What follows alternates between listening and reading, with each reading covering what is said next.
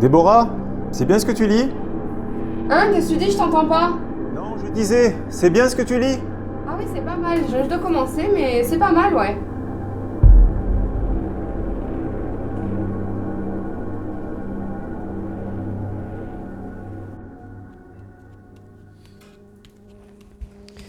Bon, écoute, faut vraiment qu'on parle. Oui, attends. Non, il faut vraiment qu'on parle. Ferme ton ordinateur, s'il te plaît. J'envoie ça. Ouais, je t'écoute. Qu'est-ce qu'il y a? Je suis plus heureuse. J'en peux plus. T'es tout le temps sur ton ordinateur, t'es tout le temps en train de travailler. C'est plus possible. On en a déjà parlé, je te l'ai déjà dit. Je t'avais demandé de faire des efforts. Et t'as rien fait. T'as rien fait. Ça te prend comme ça? Non, ça me prend pas comme ça. Tu sais très bien, on en a déjà parlé. Je te l'ai déjà dit. On partage plus rien. C'est quand la dernière fois qu'on est allé au cinéma ensemble? On fait plus rien ensemble. Tu penses qu'à ton boulot? Je t'entends, mais je vais changer. Non. Je suis fatiguée. Je n'ai plus de force. J'ai plus la force de continuer. Je ne veux plus. Je n'ai plus envie. Je suis malheureuse. Et c'est pas possible. Je mérite pas ça.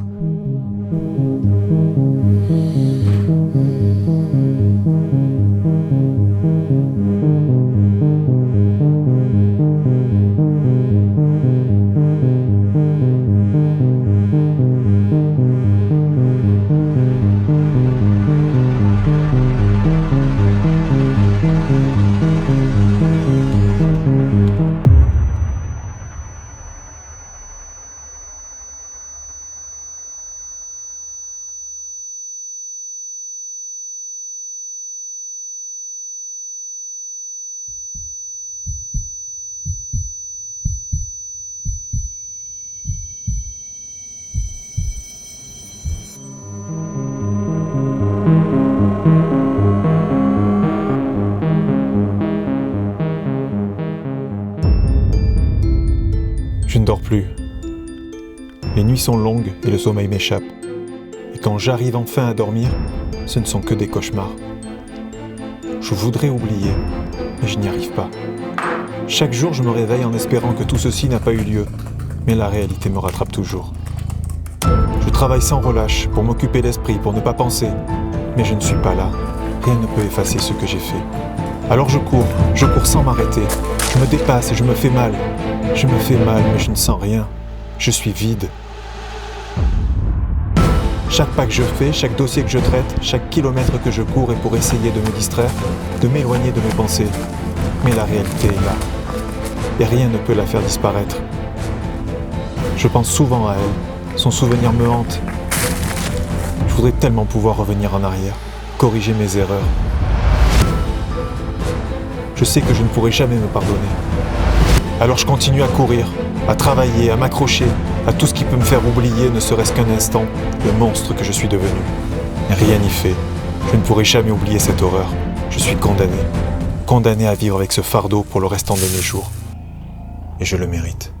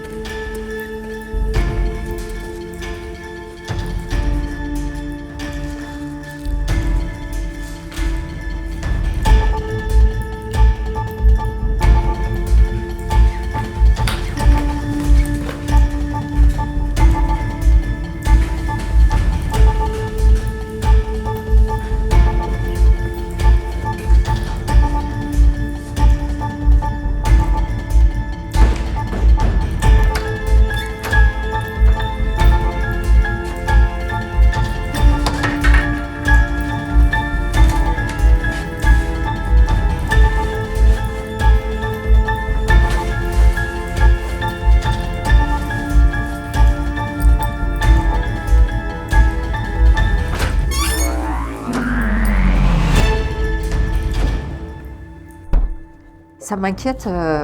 Ça fait une semaine que Déborah aurait dû reprendre le travail. Elle n'est toujours pas venue voir son mari. Il y a quelque chose là. Je suis sûr que son mari sait quelque chose. Il est pas net. D'ailleurs, parlant de son mari, comment va Monsieur Blackwood? Pas d'amélioration, il ne se souvient toujours de rien. Amnésie totale. Et pourquoi l'avoir muté dans le nouveau service? Il était pas bien dans l'ancien bâtiment? J'ai mes raisons. Corinne, vous avez le dossier Blackwood, s'il vous plaît? Merci. On va aller dans sa chambre, le voir un petit peu.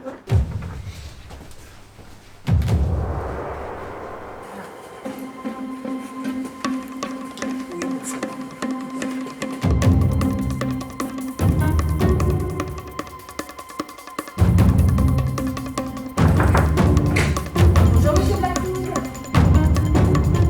Bonjour Chris. Bonjour, Chris. Monsieur Blackwood. Oh.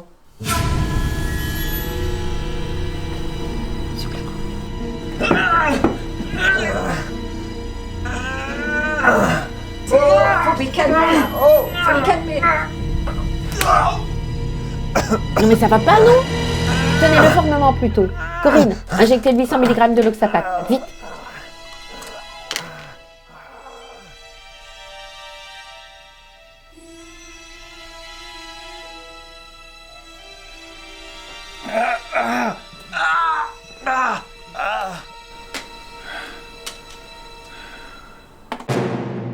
C'est bon là, c'est bon, il va se calmer, ça commence à faire effet. Lionel, faites-moi une photo de son œil s'il vous plaît. Pourquoi? Je vous demande de me faire une photo de son œil. Allez, vite.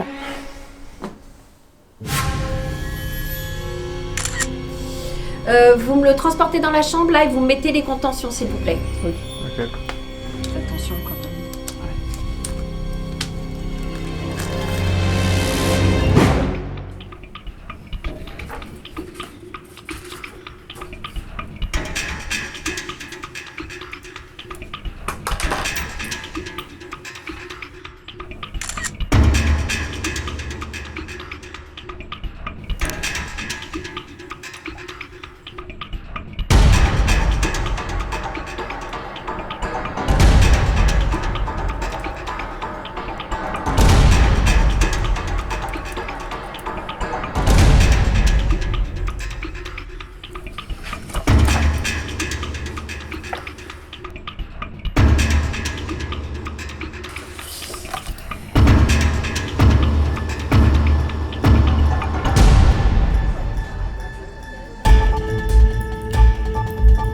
Le monde est cruel. J'ai connu des années de galère. Mais aujourd'hui, je sais ce que je vaux et ce que je veux. Les lecteurs s'arrachent mes romans. Sous ma plume, les mots jaillissent, s'ordonnent et s'animent. Les bons et les mauvais sentiments se livrent bataille. Les décors s'esquissent, tandis que les protagonistes prennent corps et deviennent des héros hors pair. Entre réalité et fiction, la frontière est fragile. Suis-je au service de l'histoire ou bien mes mots prennent-ils réellement vie?